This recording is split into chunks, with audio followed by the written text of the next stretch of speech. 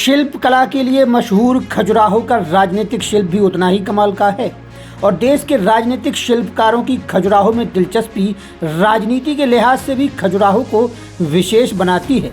Khajuraho Lok Sabha seat से पूर्व भाजपा प्रत्याशी वी.डी. शर्मा, जो कि ब्राह्मण चेहरे हैं और पिछली बार भाजपा को बम्पर जीत दिलाने में कामयाब रहे हैं, उन्हें बीजेपी ने दोबारा मैदान में उतारा है और एक बार फिर उनके नामांकन भरने के बाद जिस तरीके से भाजपा कार्यकर्ताओं में उत्साह दिख रहा है वह देखने लायक है।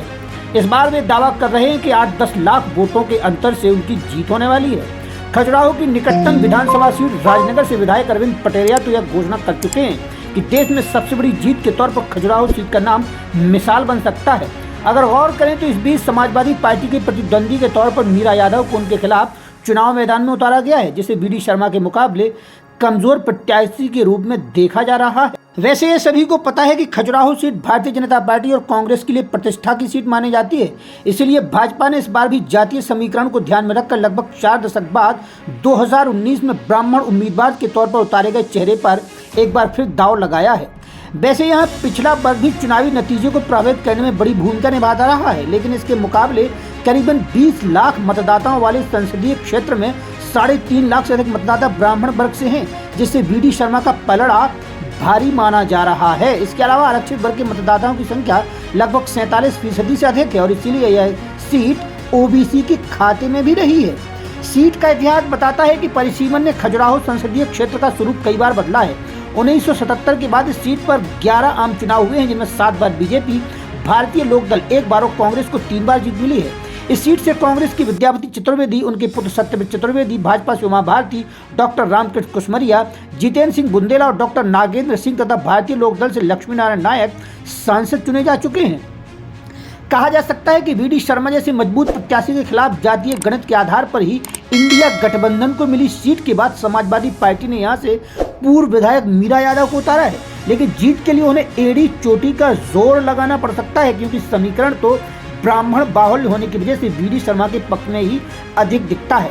यह काबिले गौर बात यह है कि हमेशा टिकट बंटवारे प्रत्याशियों की घोषणा में सपा प्रमुख अखिलेश यादव चौंकाते आए हैं और खजुराहो में उन्होंने ऐसा ही किया है और 48 घंटे के भीतर ही समाजवादी पार्टी ने अपना प्रत्याशी बदलते हुए मीरा दीपक यादव को खजुराहो से लड़ाने की घोषणा की।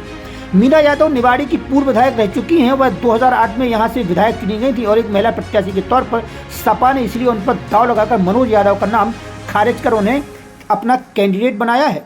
सपा ने 2023 की विधानसभा चुनाव में भी मीरा दीपक यादव को निवाड़ी से उम्मीदवार बनाया था, जिसमें वह 32,670 मतों के साथ तीसरे स्थान पर रही थी।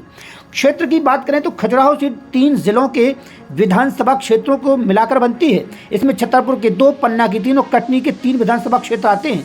इन 8 विधानसभा क्षेत्रों से 6 पर भाजपा और 2 पर कांग्रेस का कब्जा रहा है।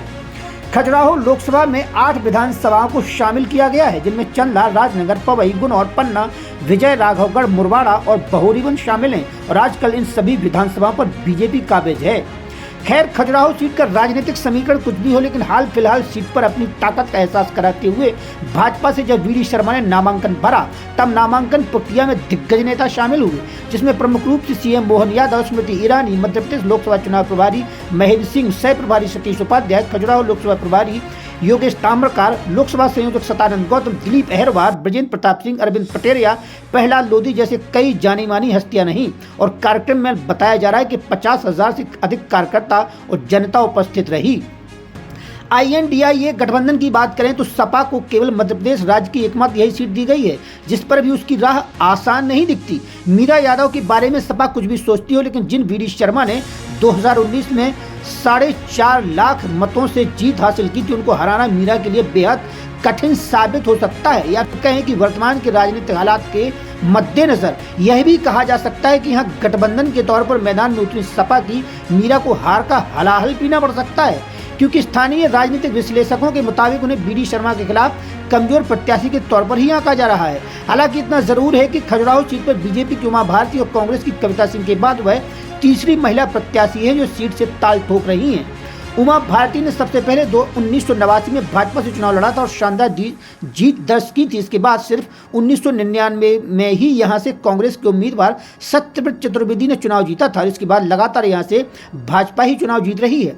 पूरे प्रदेश में कांग्रेस प्रदेश की 29 में से 28 सीटों पर चुनाव लड़ रही है और राजनीतिक जानकारों की माने तो सिर्फ खजुराहो सीट को समाजवादी पार्टी को सौंपना कांग्रेस की मजबूरी भी रही है, क्योंकि उसे यहां योग्य प्रत्याशी नहीं मिला। खैर, खजुराहो सीट पर भाजपा ने अपना दमखम दिखा दिया है। अब बारी समाजवादी पार्टी की है। बस ये सब जनता के हाथ में कि वह विस्फोटक परिणाम देकर मीरा यादव को अपना सांसद चुनती है या फिर विष्णु दत्त की कृपा की छत्र छाया में खुद को सुरक्षित मान उन्हें अपना सांसद चुनकर मीरा को हार का हरा हल पिलाती है। बस इंतजार कीजिए।